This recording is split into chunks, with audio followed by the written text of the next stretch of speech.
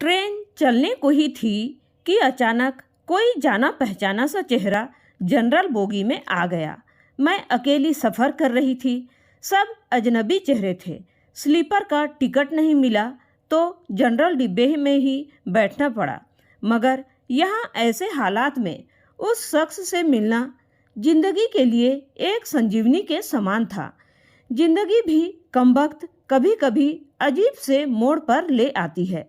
ऐसे हालातों से सामना करवा देती है जिसकी कल्पना तो क्या कभी ख्याल भी नहीं कर सकते। वह आया और मेरे पास ही खाली जगह पर बैठ गया। न मेरी तरफ देखा, न पहचानने की कोशिश की। कुछ इंच की दूरी बनाकर चुपचाप पास आकर बैठ गया। बाहर सावन की रिमझिम झड़ी लगी हुई थी, इस कारण वह कुछ भीग गया था। मैंने कनखियों से नज़र बचाकर उसे देखा। उम्र के इस मोड़ पर भी कमबख्त वैसा का वैसा ही था। हाँ, कुछ भारी हो गया था, मगर इतना ज़्यादा भी नहीं। फिर उसने जेब से चश्मा निकाला और मोबाइल में लग गया।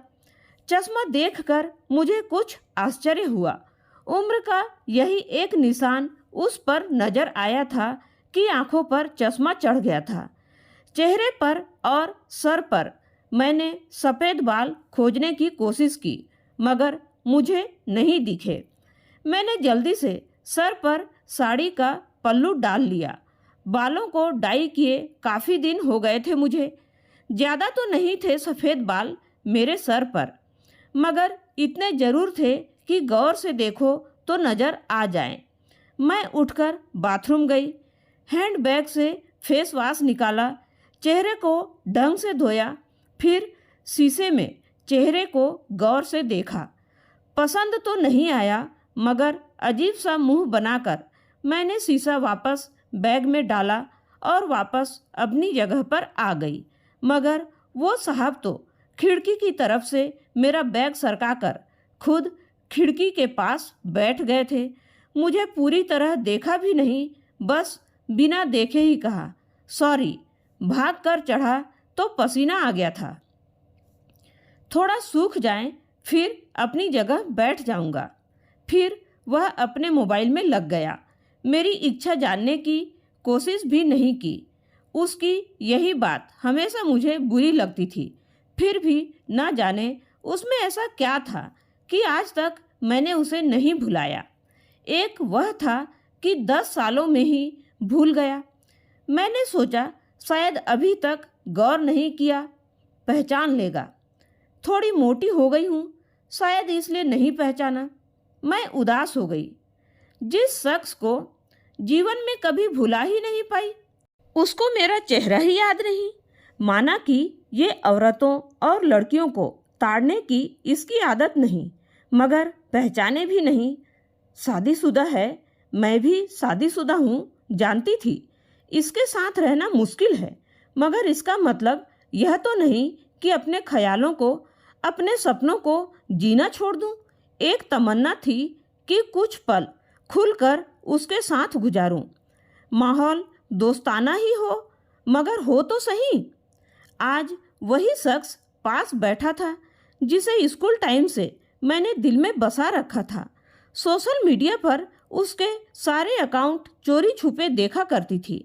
उसकी हर कविता, हर शायरी में खुद को खोजा करती थी। वह तो आज पहचान ही नहीं रहा। माना कि हम लोगों में कभी प्यार की पिंगे नहीं चली, न कभी इजहार हुआ।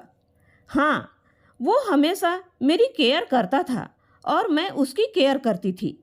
कॉलेज छूटा तो मेरी शादी हो गई और वो फौज में चला गया। फिर उसकी शादी हुई। जब भी गांव गई उसकी सारी खबर ले आती थी। बस ऐसे ही जिंदगी गुजर गई। आधे घंटे से ऊपर हो गया। वह आराम से खिड़की के पास बैठा मोबाइल में लगा था। देखना तो दूर, चेहरा भी ऊपर नहीं किया। मैं कभी मोबाइल में देखती, कभी उसकी तरफ। सोशल मीडिया पर उसके अकाउंट खोलकर देखे, तस्वीर मिलाई, वही था, पक्का वही था। कोई शक नहीं था। वैसे भी हम महिलाएं पहचानने में कभी भी धोखा नहीं खा सकती। 20 साल बाद भी सिर्फ आंखों से पहचान ले। फिर और कुछ वक्त गुजरा, माहौल वैसा का वैसा ही था। मैं बस पल्लू बदलती रही। फिर अचानक टीटी आ गया। सबसे टिकट पूछ रहा था। मैंने अपना टिकट दिखा दिया। उससे पूछा तो उसने कहा नहीं है। टीटी बोला फाइन लगेगा। वह बोला लगा दो। टीटी बोला कहाँ का टिकट बनाऊं? उसने जल्दी से जवाब नहीं दिया। मेरी तरफ देखने लगा। मैं कुछ समझी नहीं। उसने मेरे हाथ में थमी टिकट को गौर से देखा। फिर टीटी से बोला कानपुर। टीटी ने कानपुर की टिकट बनाकर दी और पैसे लेकर चला गया। वह फिर से मोबाइल में तल्लीन हो गया। आखिर मुझसे रहा नहीं गया। मैंने पूछ ही लिया कानपुर में कहाँ रहते हो? वह मोबाइल में नजरें गड़ाए हुए ही बोला कहीं नहीं। वह चुप हो गया तो मैं फिर बोली किसी काम से जा रहे हो? वह बोला हाँ। अब मैं चुप हो गई। वह अजनबी की तरह बात कर रहा था और अजनबी से कैसे पूछ लूं किस काम से जा रहे हो? कुछ देर चुप रहने के बाद फिर मैंने पूछ ही लिया वहाँ शायद आप नौकरी करते हो? उसने कहा नहीं। मैंने फिर हिम्मत करके पूछ ही लिया तो किसी से मिलने जा रहे होंगे? वही संक्षिप्त उत्तर नहीं।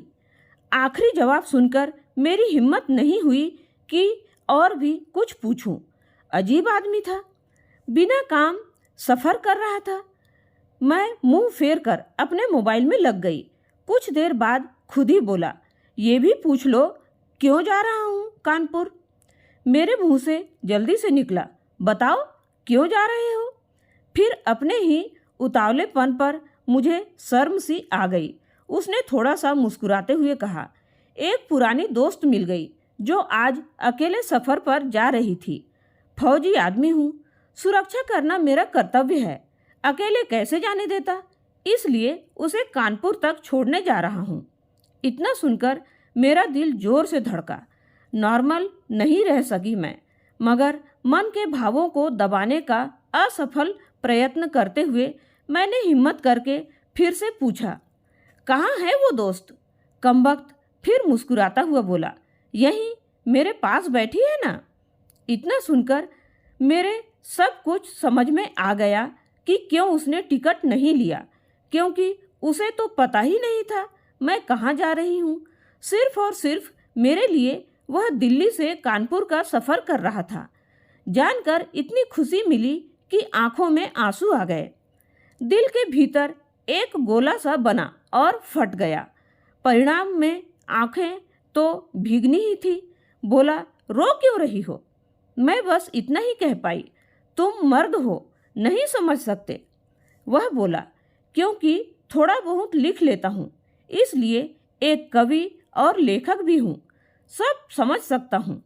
मैंने खुद को संभालते हुए कहा शुक्रिया मुझे पहचानने के लिए और मेरे लिए इतना टाइम निकालने के लिए।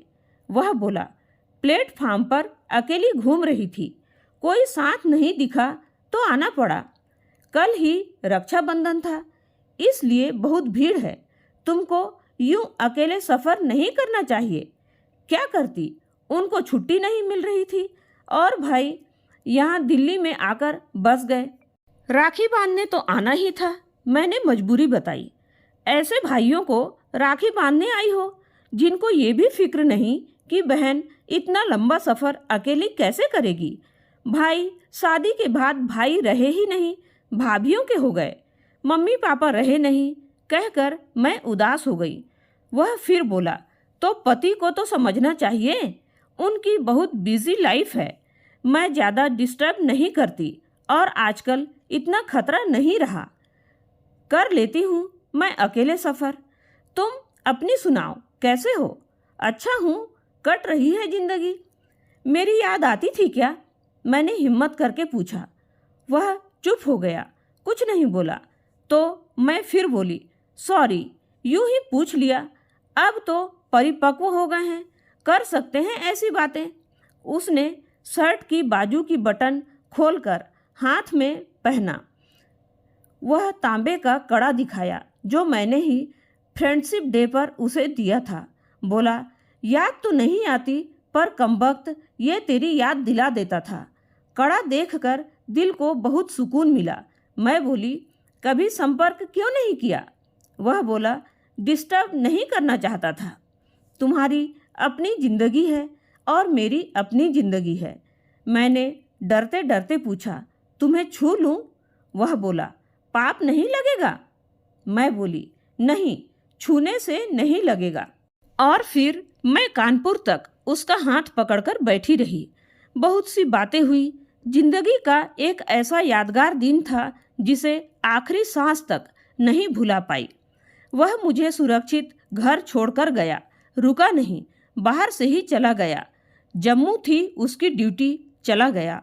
उसके बाद उससे कभी बात नहीं हुई, क्योंकि हम दोनों ने एक दूसरे के फ़ोन नंबर नहीं लिए। हालांकि हमारे बीच कभी भी नापाक कुछ भी नहीं हुआ। एक पवित्र सा रिश्ता था, मगर रिश्तों की गरिमा बनाए रखना जरूरी था।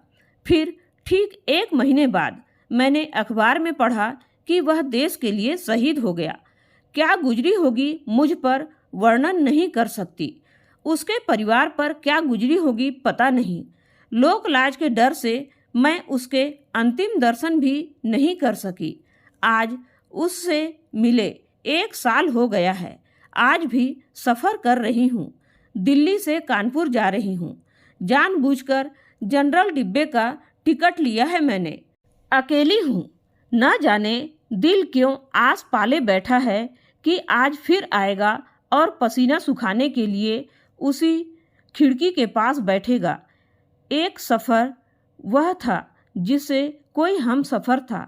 एक सफ़र आज है जिसमें उसकी यादें हम सफ़र है। बाकी ज़िंदगी का सफ़र जारी है। देखते हैं कौन मिलता है, कौन साथ छोड़ता है। तो दोस्तों, इस कहानी से हमें यह शिक्षा मिलती है कि हमारे समाज में भगवान ने स्त्री और पुरुष 2 जाति बनाया है। एक स्त्री और एक पुरुष भी एक पवित्र रिश्ता निभा सकते हैं। वह है दोस्ती का, जिसे लोग हमेशा गलत ही समझ लेते हैं। हमेशा एक स्त्री और पुरुष की दोस्ती गलत ही नहीं होती। इसलिए अगर अपनी दृष्टिकोण सही है तो सारी दुनिया सही लगती है। इसलिए अपनी सोच को बदलिए और सकारात्मक और अच्छे विचारों के साथ आगे का जीवन जिएं। फिर देखिए आगे का जीवन खुशियों से भर जाएगा। उम्मीद है दोस्तों, आज की यह कहानी आपको ज़रूर पसंद आई होगी। पसंद आए तो प्लीज़ इस कहानी के बारे में आपके विचार ज़रूर कमेंट करके बताएं। धन्यवाद।